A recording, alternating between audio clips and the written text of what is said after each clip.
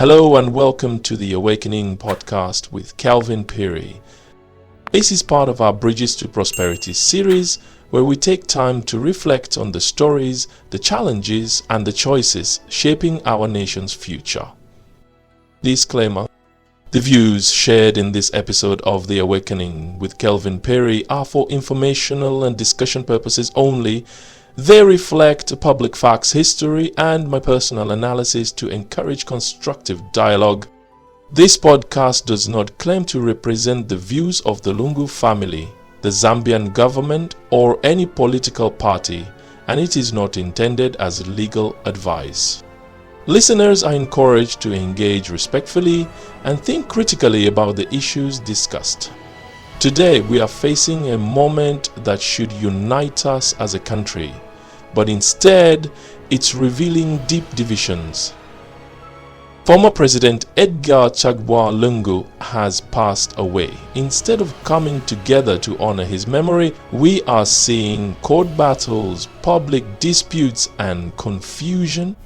And so, in this episode, I want us to pause and ask, who is really speaking for the people? The current standoff. Recently, a South African court stopped the planned burial of President Lungu.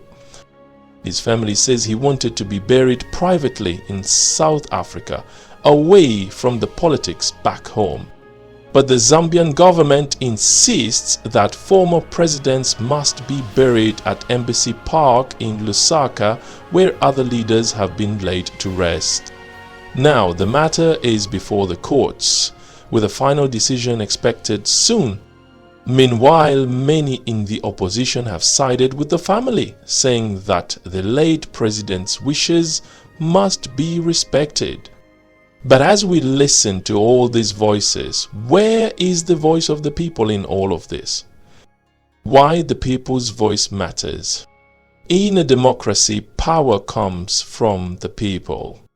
President Lungu was elected by the people, not once, but twice. President Hichilema was also elected by the people. Now, as we handle the passing of a former president, have we stopped to ask what the people think? Have we taken their views into account? Or is this situation becoming a political tug-of-war, dressed up as concern for dignity and tradition? A look at past presidential burials. Let's look back. When Dutch Kenneth Kaunda passed away in 2021, his family wanted him buried at his farm next to his wife. His son even went to court to try and make that happen. But the court ruled against the family, saying public interest must prevail and that Kaunda was a national figure. He was buried at Embassy Park. And many of the opposition leaders who are now insisting that Lungu's family should decide were silent then. And what about President Leaving Mwanawasa? He left a written will requesting to be buried at his family's farm in Palabala. But despite his clear wishes, the state organized a national funeral and buried him at Embassy Park on his birthday. His will was ignored. So why is it different this time?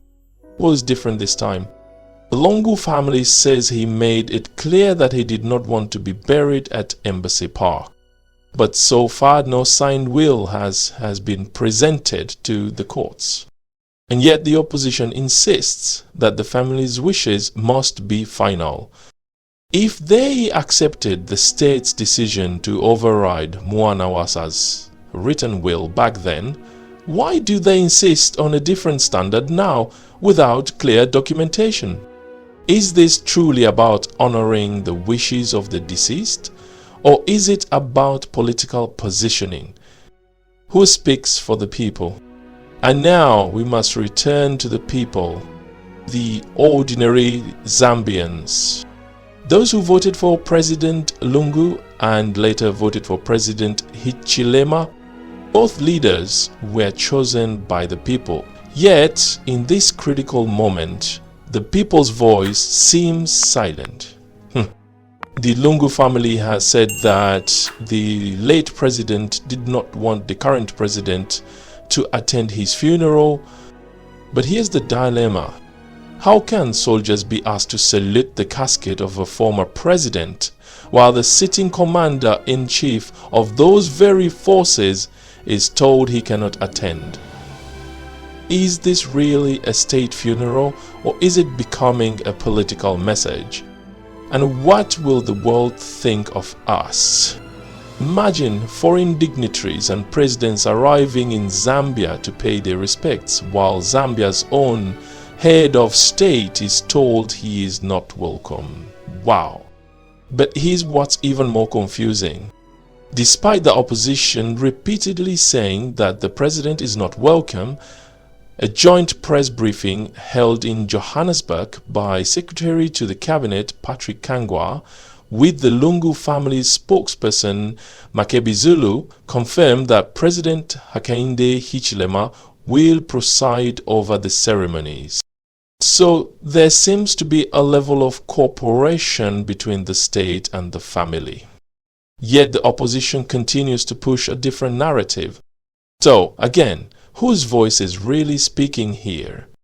The family, the government, the opposition, or the people who voted for both of these leaders? Because in the end, this is not just about funeral arrangements. It's about our values, our unity, and our ability to rise above politics when history demands it most. And we must ask, has the voice of the people truly been heard in all of this? Closing thoughts. As we wait for the courts to decide, let's remember, this is bigger than President Lungu.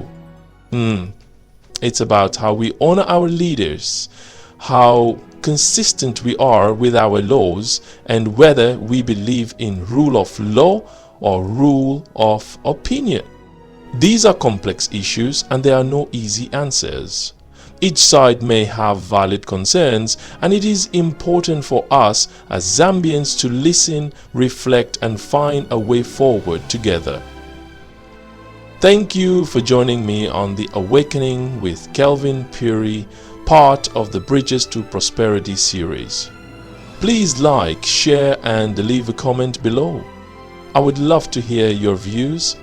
Should a former president's burial be decided by family, by the state, or by the people?